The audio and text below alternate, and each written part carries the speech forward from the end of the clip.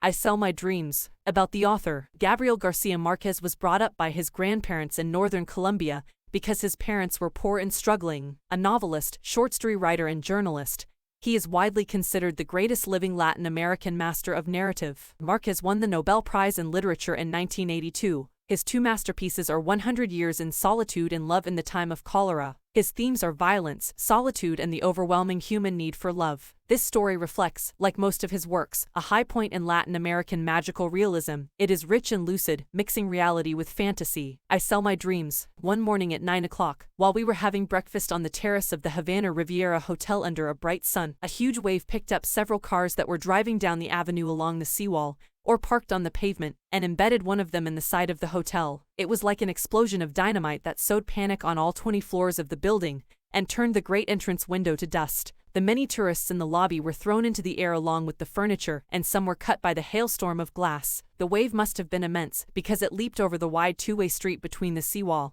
and the hotel and still had enough force to shatter the window. The cheerful Cuban volunteers, with the help of the fire department, picked up the debris in less than 6 hours and sealed off the gate to the sea and installed another, and everything returned to normal. During the morning, nobody worried about the car encrusted in the wall, for people assumed it was one of those that had been parked on the pavement.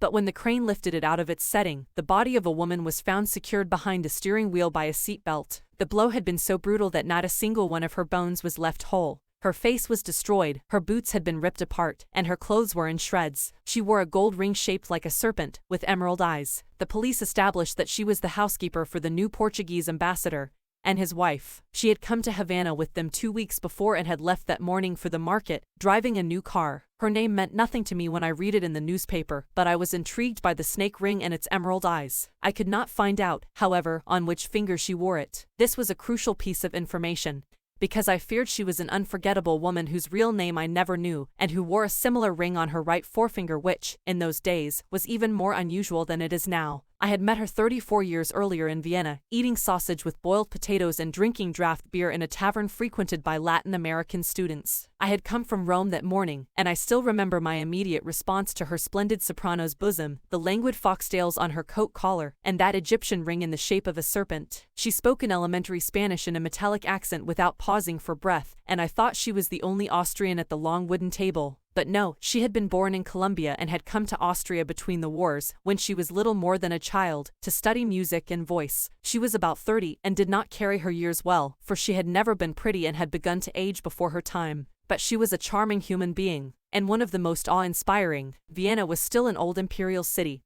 whose geographical position between the two irreconcilable worlds left behind by the Second World War had turned it into a paradise of black marketeering and international espionage. I could not have imagined a more suitable spot for my fugitive compatriot, who still ate in the students' tavern on the corner only out of loyalty to her origins, since she had more than enough money to buy meals for all her table companions. She never told her real name, and we always knew her by the Germanic tongue twister that we Latin American students in Vienna invented for her, Frau Frieda. I had just been introduced to her when I committed the happy impertinence of asking how she had come to be in a world so distant and different from the windy cliffs of Quindio, and she answered with a devastating, "I sell my dreams." In reality, that was her only trade. She had been the third of 11 children born to a prosperous shopkeeper in Old Caldas, and as soon as she learned to speak she instituted the fine custom in her family of telling dreams before breakfast, the time when their oracular qualities are preserved in their purest form. When she was 7 she dreamed that one of her brothers was carried off by a flood. Her mother, out of sheer religious superstition,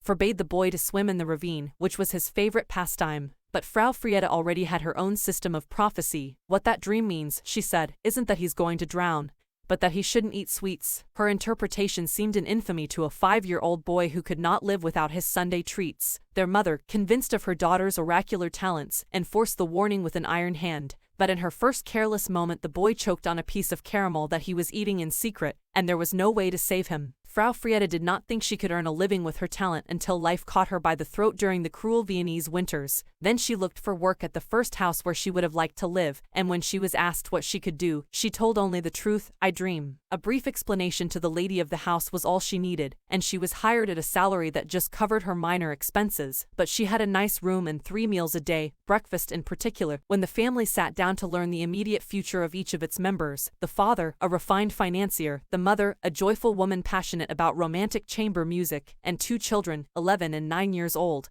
They were all religious and therefore inclined to archaic superstitions, and they were delighted to take in Frau Frieda, whose only obligation was to decipher the family's daily fate through her dreams. She did her job well, and for a long time, above all during the war years, when reality was more sinister than nightmares. Only she could decide at breakfast what each should do that day, and how it should be done, until her predictions became the sole authority in the house. Her control over the family was absolute. Even the faintest sigh was breathed by her order. The master of the house died at about the time I was in Vienna, and had the elegance to leave her a part of his estate on the condition that she continue dreaming for the family until her dreams came to an end. I stayed in Vienna for more than a month, sharing the straitened circumstances of the other students while I waited for money that never arrived. Frau Frieda's unexpected and generous visits to the tavern were like fiestas in our poverty-stricken regime. One night, in a beery euphoria, she whispered in my ear with a conviction that permitted no delay. "I only came to tell you that I dreamed about you last night," she said. "You must leave right away and not come back to Vienna for 5 years." Her conviction was so real that I boarded the last train to Rome that same night. As for me, I was so influenced by what she said that from then on I considered myself a survivor of some catastrophe I never experienced. I still have not returned to Vienna. Before the disaster in Havana, I had seen Frau Frieda in Barcelona in so unexpected and fortuitous a way that it seemed a mystery to me. It happened on the day Pablo Neruda stepped on Spanish soil for the first time since the Civil War, on a stopover during a long sea voyage to Valparaiso. He spent a morning with us hunting big game in the second-hand bookstores, and at Porter he bought an old, dried-out volume with a torn binding for which he paid what would have been his salary for 2 months at the consulate in Rangoon. He moved through the crowd like an invalid elephant, with a child's curiosity in the inner workings of each thing he saw, for the world appeared to him as an immense wind-up toy with which life invented itself. I have never known anyone closer to the idea one has of a Renaissance pope. He was gluttonous and refined.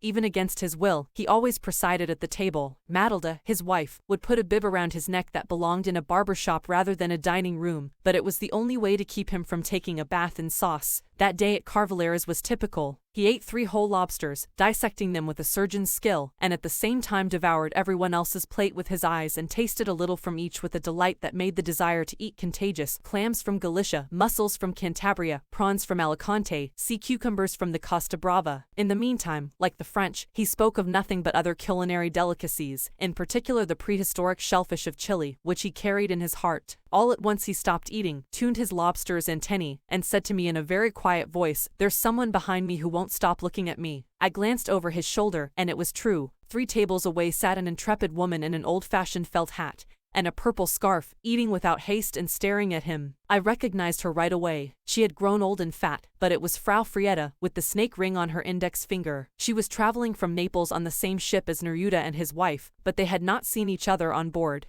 We invited her to have coffee at our table, and I encouraged her to talk about her dreams in order to astound the poet. He paid no attention, for from the very beginning he had announced that he did not believe in prophetic dreams. "Only poetry is clairvoyant," he said. After lunch, during the inevitable stroll along the Ramblas, I lagged behind with Frau Frieda so that we could renew our memories with no other ears listening. She told me she had sold her properties in Austria and retired to Oporto, in Portugal, where she lived in a house that she described as a fake castle on a hill, from which one could see all the way across the ocean to the Americas. Although she did not say so, her conversation made it clear that, dream by dream, she had taken over the entire fortune of her ineffable patrons in Vienna. That did not surprise me, however, because I had always thought her dreams were no more than a stratagem for surviving. And I told her so. She laughed her irresistible laugh. "You're as impudent as ever," she said, and said no more, because the rest of the group had stopped to wait for Neruda to finish talking in Chilean slang to the parrots along the Rambla de los Pajeros. When we resumed our conversation, Frau Frieda changed the subject. "By the way," she said, "you can go back to Vienna now." Only then did I realize that 13 years had gone by since our first meeting. "Even if your dreams are false, I'll never go back," I told her, just in case. At 3 o'clock we left her to accompany Neruda to his sacred siesta, which he took in our house after solemn preparations that in some way recalled the Japanese tea ceremony. Some windows had to be opened and others closed to achieve the perfect degree of warmth, and there had to be a certain kind of light from a certain direction, and absolute silence. Neruda fell asleep right away, and woke 10 minutes later, as children do, when we least expected it. He appeared in the living room refreshed, and with the monogram of the pillowcase imprinted on his cheek. "I dreamed about that woman who dreams," he said. Matilda wanted him to tell her his dream. "I dreamed she was dreaming about me," he said. "That's right out of Borges," I said. He looked at me in disappointment. "Has he written it already?" "If he hasn't he'll write it sometime," I said. It will be one of his labyrinths. As soon as he boarded the ship at 6 that evening, Neruda took his leave of us, sat down at an isolated table, and began to write fluid verses in the green ink he used for drawing flowers and fish and birds when he dedicated his books. At the first all ashore we looked for Frau Frieda, and found her at last on the tourist deck, just as we were about to leave without saying goodbye. She too had taken a siesta. I dreamed about the poet, she said. In astonishment I asked her to tell me her dream. I dreamed he was dreaming about me, she said, and my look of amazement disconcerted her. What did you expect? Sometimes, with all my dreams, one slips in that has nothing to do with real life. I never saw her again or even wondered about her until I heard about the snake ring on the woman who died in the Havana Riviera disaster, and I could not resist the temptation of questioning the Portuguese ambassador. When we happened to meet some months later at a diplomatic reception, the ambassador spoke about her with great enthusiasm and enormous admiration. You cannot imagine how extraordinary she was, he said. You would have been obliged to write a story about her. And he went on in the same tone, with surprising details, but without the clue that would have allowed me to come to a final conclusion. In concrete terms, I asked at last, what did she do? Nothing, he said, with a certain disenchantment. She dreamed.